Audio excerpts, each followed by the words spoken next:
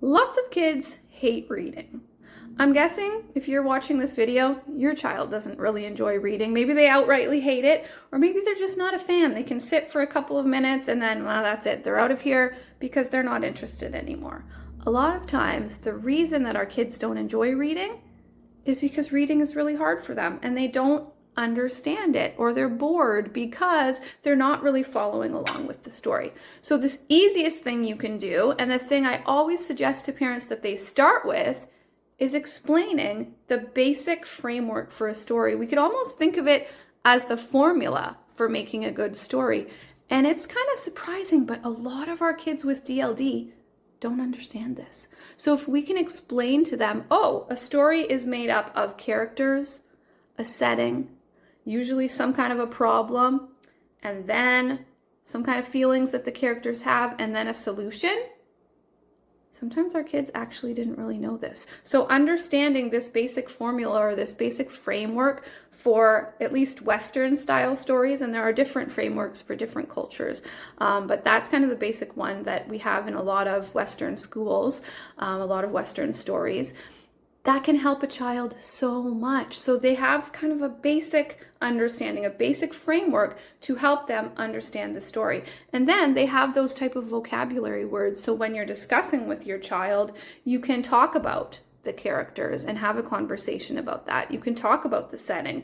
You can talk about the problem, the solution, the feelings that the character has, and so on, because that helps solidify the different main parts of a story. And when they get the big picture stuff, then the smaller details are that much more likely to fall into place.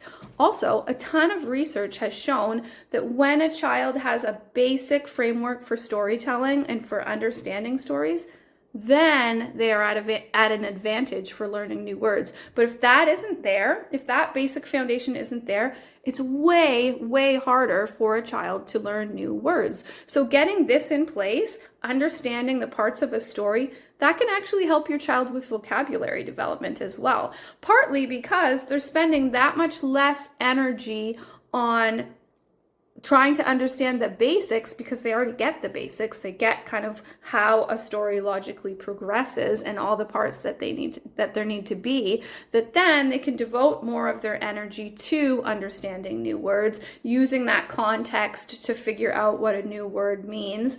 And that's super helpful for a child. So I would encourage you, download the resource that we've got with this video, and then not only when you're reading with your child, it's great to use it then, but also when you're sharing with them about your day, use those types of story element words. Talk about the place where you were, the setting. Talk about the problem that you had. Talk about how you solved that problem. Maybe you dropped your eggs in the parking lot at the grocery store. But when you use that type of terminology and when you go through the different parts, just talking about your day, your child is getting a lot of enriching information that's actually going to help them later with academics. But it doesn't feel like work.